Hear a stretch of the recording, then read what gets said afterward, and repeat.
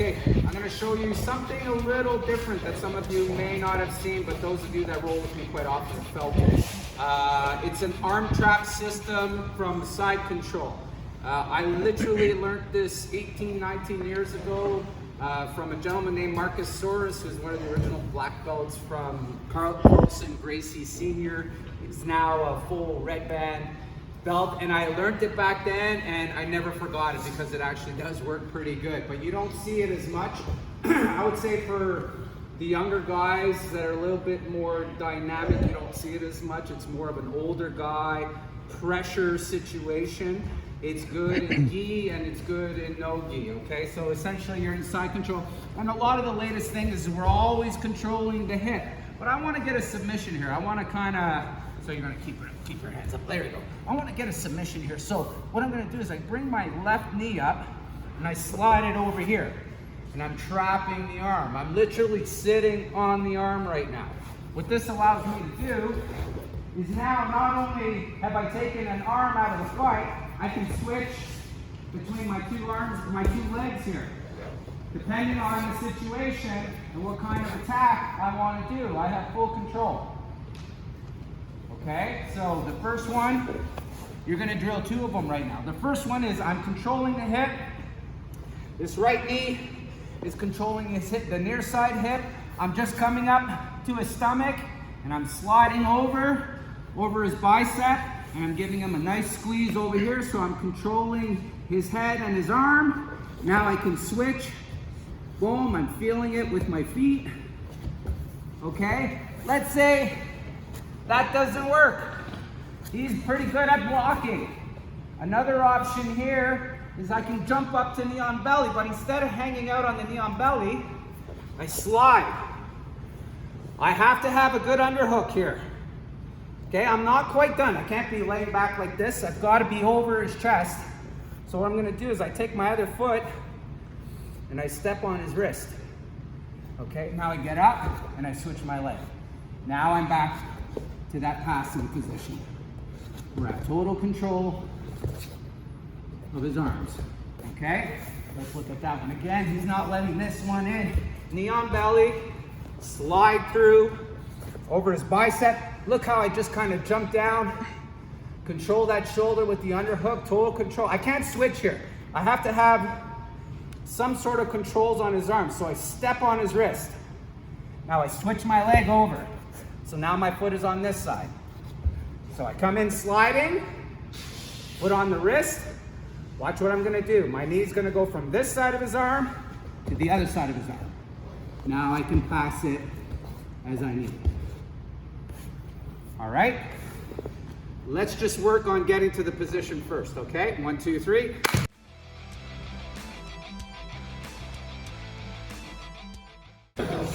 All right.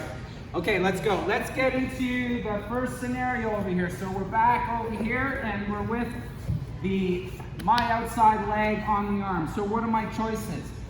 It really depends on where this arm is. Okay? So if depending on where my leg, his arm is, we'll decide where my leg is. So if he's blocking like this, I want this leg on it. If he's hugging me like this, I need to switch to the inside leg. Why? Because it's going to set me up for the appropriate submission. All right? So if he's pushing me away, again, I always have to watch my balance. I can't be up here, especially if he's bigger than me. He's just going to toss me and take advantage of me. So I'm always trying to make sure I'm over his chest. If I'm going to change where my chest is, I have to make sure it's done in a pressurized way. So in the first scenario, he's going to be blocking me like this. So that means this foot needs to be on the inside. I need to grab hard like this.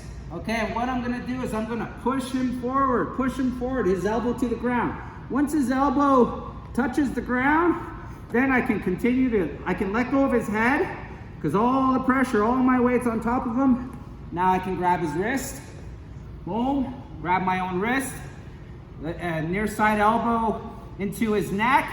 Here's the part most people screw up. It's two parts. Number one, they're gonna try to bend their hand. I need to make sure that his palm is facing up. Number 2, here's the key. I need to bring his elbow to, look, you see how he flinches? I need to bring his elbow as close to his body as close as possible. Then I can start lifting. There we go. And it's tough to tap because his hand's loose. So you have to pay attention here because you can literally rip off the person's shoulder here. So you're either going to tap with your voice or your legs. Because look, he tried to tap and there's nothing to tap there because I've controlled his arm. So once again, I'm here. I don't have the right foot here. So what would happen if I use the wrong foot here? Well, I don't have the leverage. And he can kind of sneak out and push his way out. So it's absolutely important I've got the right leg on his arm. Nice crunch here. He has his arm in front. I'm gonna push it forward. Yes, it's a little bit uncomfortable, but that's okay. As soon as his elbow touches the ground, I can let go of his head and trap. If he punches out, I got a reverse armbar. Okay, so I have 2 moves here. One, where I make sure I'm painting the mat with the back of his hand, his palm up, elbow in, and I slowly lift up. Or 2, he punches out, and now I have a reverse armbar. I'm below his elbow, I still got that wrist, and all I have to do is lift up, and he's gonna tap. Anyone need to see it again? We're good. 1, 2, 3.